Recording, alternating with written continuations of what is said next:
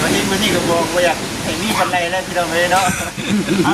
ก็เดี๋ยวมามานั่งคอยว่าผมมาส่งโง่ลงเขาวันนี่ปลาโลดเขาว่าเด็กโกได้มาเหมือนซื้อเดือนเขาไปซื้อผู้บอกแล้วไม่ได้ซื้อมากันผู้นี้ไปซื้ออะไรมือซื้อเดี๋ยวเพิ่นนี้ที่หาผมมาชุ่มวันนี้คุณพี่จะพุทธนี่เนี่ยนอนหลังคานั้นเพ่งนะ17 ล้านนี่บาทอะไร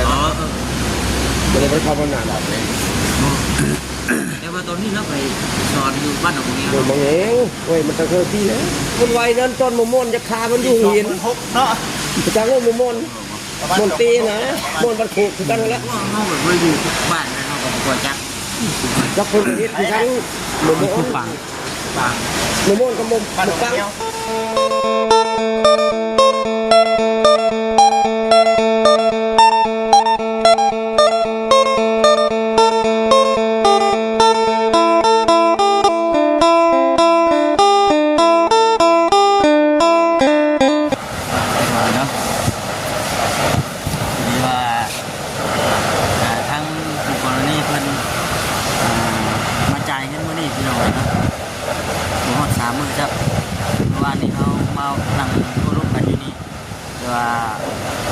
เมื่อที่2นะพี่น้องเนาะ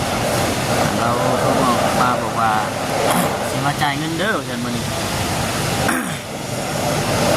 เลยพากันเดินทางมาพี่น้องเนาะครับวันนี้จะมีแต่ว่าทักทายสบายดีเด้อพี่น้องเด้อ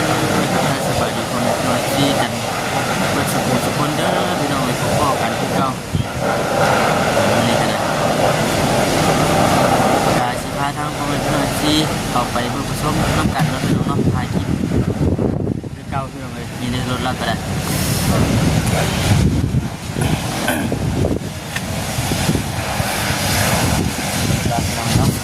ไปทีดิ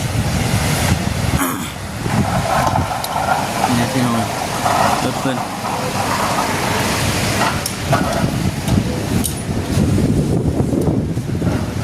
บนกันพี่น้องเนาะว่าสิเป็นจังได๋ซั่นมื้อนี้ก็มากันกระเป๋าตาเพิ่นแน่นะครับกระเป๋ากินแม่เดี๋ยว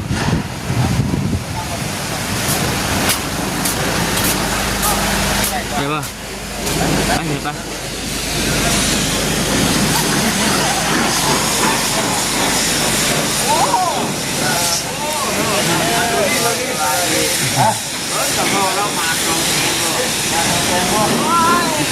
รถเนี่ยมาเที่ยวดูนี่กัน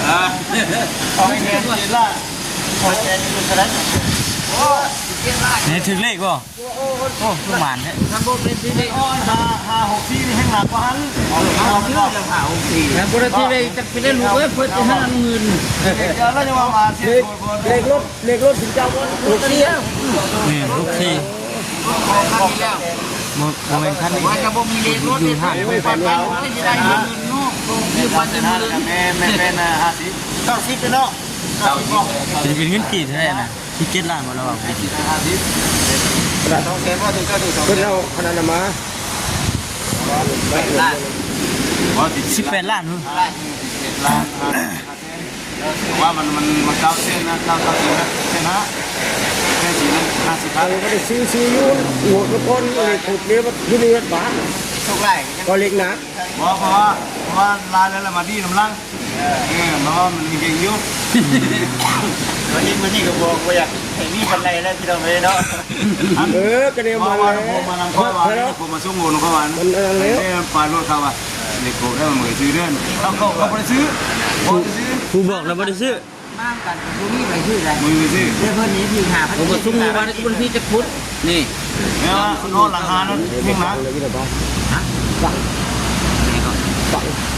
17 ล้านนี่บาทอะไรไม่ได้ไปเข้าบ้านหนาแบบนี้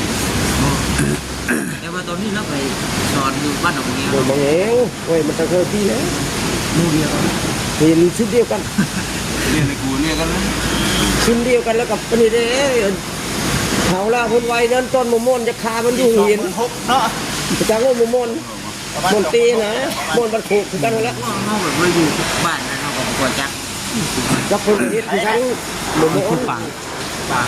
มะม่วงกับมะปังจักคนเห็นกับมะปังครับ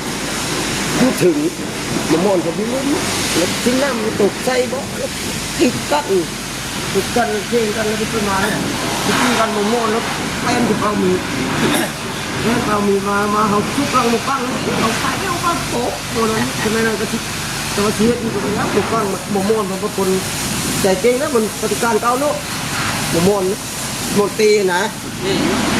เอามันโก้ปฏิการมันจะได้ไปเห็นกูแล้วมะม่วงนะเป็นคนตีให้มีมันแก่มันมาจ่ายก็เลยเหมือนกัน และเป็นเงินกี่นะมึงบ้านนั้นมึงแป๊ดอะไรเบอร์มึงมาเบอร์มันที่เต้น มันขีดนะ เป็นมึงของบ้านแล้วที่จ้าแต่นั้นบ้านมึงนั่น เงินจีบก็เป็นมือนี่มันมีตกอยู่6 ล้านปลายแล้ว แม่ ล้าน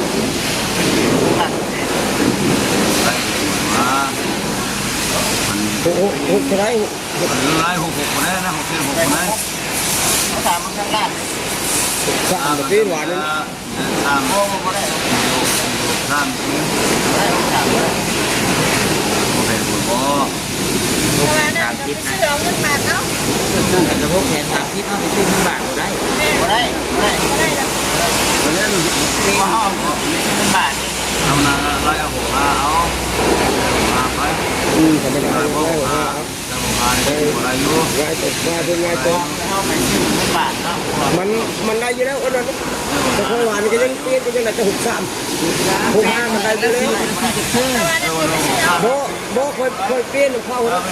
เงินบาทเปลี่ยนเข้าเขาไล่63ตอนนี้มันเปลี่ยนก็สิได้อยู่65นะ แต่ว่าเขาเอาเงินบาทไปนะเรียนเงินกีบมันได้630แต่ว่าเอาเงินกีบไปซื้อเงินบาท บ่ได้ ได้ ก็สิได้อยู่65นะได้อยู่ อะไรก็แต่คนยังไล่ให้หัว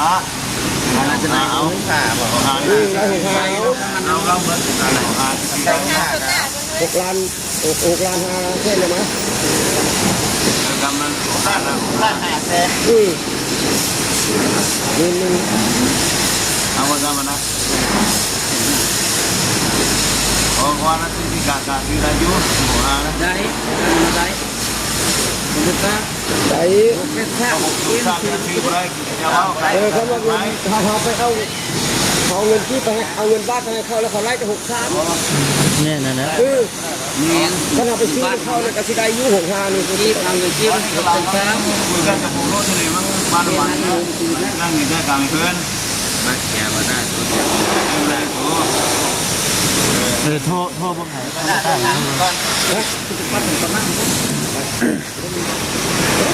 เดี๋ยวมันคุก บ้านของเขาเป็นที่ขี่เล่นอยู่ ถ้าเคยว่าโยไปจะได้ผมฟังพวกเนี้ยคุณบริยานกันกระตุ้นอะไรนั่นมาของการเอาแล้วว่าโยเพื่อนเขาได้ยินข้าวมันเป็นหายเดี๋ยวไอ้ฟังไอ้พวกหายกันไปเห็นกันได้วันนั้นคงมีหัดอะไรว่าเดี๋ยวคุยกันมันคำนั้นมันโจตาตั้มมันยิ่งได้เหมือนคนตาซื่อ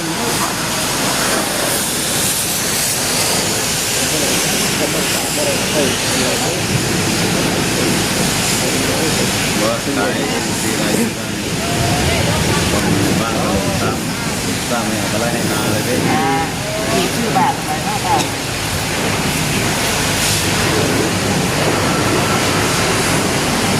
ได้ เจออื่นเลยคนก็สี่บ้านมันนี้ ได้อยู่ เนี่ยได้อยู่ ได้เยอะ ได้ ไอ้มาทำสร้างบุคคลมามาที่ไหน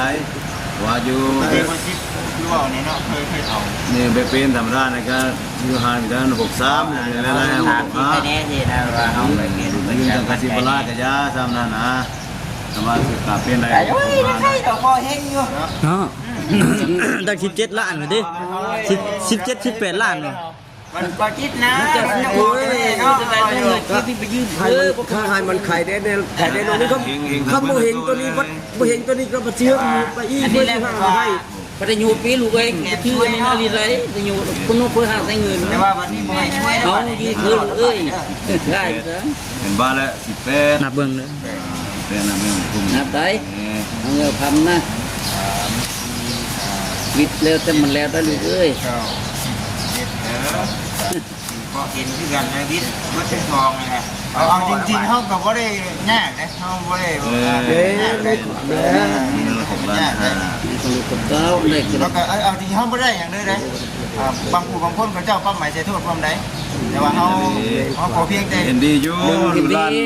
ลานมาเลยแนวนี้นะดึงมาแล้วเขาก็บ่ยังยาเสพติดกันกับเขามายาเสพกันจะเอาเขาโปงตัวชิเป็น มันหลายอย่าง เอาง่ายแล้วมันง่ายจะกันคำว่าหยาแล้วมันยามันอันนี้มันนี่อันนั้นเป็นสิ่งที่ ใครเราง่ายก็ง่ายได้ถึงเจ้านะ เพราะบางผู้บางคนเขาเจ้าเอาดีได้เนาะเขา คอยง่ายบ่ได้ได้คนบ่ได้จะกี้นี่นะแข่งหักกันรถนี่ เราส่วน เงินบ่ได้ได้5ล้านนึงยังบ่ได้จะกี้ได้รถบอกง่ายว่าต่ำกันแล้วเบากันแล้วรถหลางพาหน้าก็บ่ได้ไวดี ปั นะ ญหา อย่าไปไปมันนี่แล้วเฮ็ดบ่มันทึกกันนี่แหละ ในทากีเวนบ่มีบ่บันทึกยังกันมีแต่ยังอ่านกีเวน มีปัญหาเพราะว่าเขาได้ถ่ายคลิปอยู่แล้ว มันแล้วมันโทรกัน ทู นะ แล้วมันบ่ให้มันยุ่งมันยาก เจ้า อันมันเร็ว สี่คนเนาะคนสามคนเด้อ ก็กินกันมีเป็นฟ้ากันซะ ไม่มีปัญหาหรอก มีปัญ แล้ว หา จะ นะ มีจัดโชว์ก็ ข้อเข็นกัน ไปเฮ็ดทางนั้น มีแต่เห็นมันนี่ส่งตลาด อัน นะ สิ เฮา ถูกมันมันก็น่าไป หลักฐานวัตถุยางแม่แล้วลูกเป็นเล่มไว้แนวนี้นะคนมีปัญหาอย่างก็ ไม่มีปัญหาหรอกเขาน่ะ เห็นว่าเหมือนว่าซื้ออาจจะนอนในฝั่งแล้วว่ากับง่ายอยู่ว่ะ น้องตะเต้งโทมันจะคือกันแล้ว คนบ้านเดียวกันคนบ้านเดียวกัน น้องอย่ามาน้องเคยเบิ่งหน้าตาจะคือ กหลายคนอยู่เอาตำรวจมันก็ง่ายตรงนี้นั่นมันก็ง่ายอยู่ เอาง่ายใส่กัน ง่าย ส มาเยอะ บาย มากันให้ยังมาแล้วคนเงินเนาะ อุ้ยฟ้าเว้ย มันหลายอย่างแล้วบัดนี้ติ หลายอย่างหลายอย่างใช้รถทางการอีก หลายจังหวะกันตัว ก่อนเอารถไปจึงอยู่ใน ก่อนเนาะ ของเราการเข้ากันไล่เอาอี ไปพุ่นเพิ่นทั้งมักเพิ่นจะกินยินอยู่ตำรวจนะอะไรได้มึงจะยินอยู่ หรือว่านำรูนำเมคือนี่ดูว่าค่ายควานอะไรบ่อยว่ะพอเงินนำรูอยู่พุ่นมาพลเมืองได้บ่ได้ป่ะก็ได้อยู่พลเมืองบ่ได้ค่าดอกควานนะว่ะคืนนี้มาถึงเลยเอ้ยถั่วไปบ่ช่องมากระยาเด้อแล้วว่ะ เนาะ17ล้านแล้วเว้ยนี่มีแต่ไอ้เงินกี่ก็6ล้านไปนึง อย่าว่าพอได้เก๋ว่ะ แล้วแหละนกกูกดใจอะไรให้มันแรงมันสู้กันอะไรมัน เฮ็ดคิดจะใส่บันเด้อ ไผ่กับบ่อยพวกบ่อยพวกมัน เจ้าหาบ้านพวกแล้วพอกับ เรียบ พอ ร้อย แล้ว นะ มันดีลิงเหมียว 3014หัวหน้าหัวหน้าเธอนะหัวนี้เหล็กรถจ้าหัวหน้าเหล็กรถเขากินเลยว่ามันมัน มาไปหุบก่อนมาบัดนี้ ถ่ายไป หุบก่อนมา เอาว่า มาถ่ายรูปหน่อยเด้อ เอ๊บ มา ตู้มายืนถ่ายรูปหน่อย ไปตู้เขา มายืนถ่ายรูปหน่อย ถ่ายรูปน้ำกันก่อนก็ได้ยันว่า คุณนั่นก็ได้ดอก จ่ายตังค์แล้วมันก็ได้หอยไว้นานแล้วไว้มีก้อนมีเขี้ยนด้วย มันมีโค้งมีชิ้นเลยแต่มันน่า เดี๋ยวได้ลาย มั บั น ดนี้ ลำ เนาะ มีผู้ใดไปทางใดไกลมัน ไปก้อย มีผู้ใดเพิ่มขาลายแต่มันมีผู้จะช่วยยังมีต่อไปเพิ่มขึ้นเด้อมันเป็นคนใจเด้อ เด้อคุณมุกใจละลายยินดีแห้งยินดีแห้ง เป็นประพันธ์เป็นประเภทคนประเภทซื้อหลูละพันปลายมาตลาดนั้นไปมีการมีงานกิจการทางนั้นนะกินไปละทามาไม่ยาเนาะ ไปเยี่ยมพยายามกันก็มีเนาะ ทำได้บ่บัดนี้ กลับเลยแล้วเพราะว่าอันลุงนั้นแล้วเพื่อนที่ไปแกงเห็ดทาง โอ้ได้สุดน้ำมันจะมีอันนี้ คือว่าเนาะ พี่น้องคือว่าสำเร็จเป็นที่เรียบร้อยแล้วพี่น้องเลยน้องบัดทินสำเร็จแล้วละพี่น้องเนาะ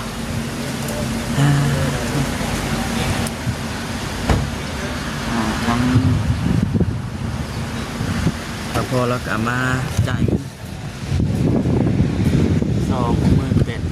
พี่น้องเนาะเมื่อวันจันทร์ลาบัดถึกเลขเนี่ยพี่น้องถึกเลขรถทั้งของบัจิตเพิ่นพอดีไล่18 ล้านไว้ครับ18 ล้านก็5แสน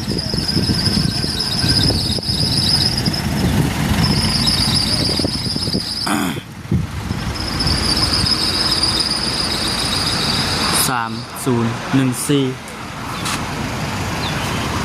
ไปพี่น้องจังไรก็จบคลิปเลยกันล่าทีแล้วน้องไปก่อนเด้อมาที่นี่จังไรก็มีแต่ว่าสิพากันไป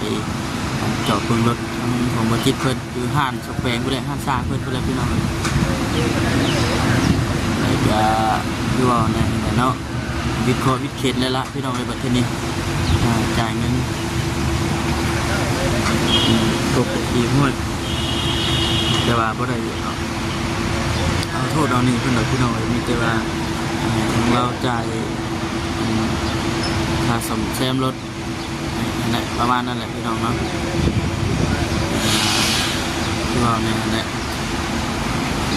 โอเคพี่น้องอยู่ดีมีแห้งเด้อเนาะสบายดีพี่น้องเลย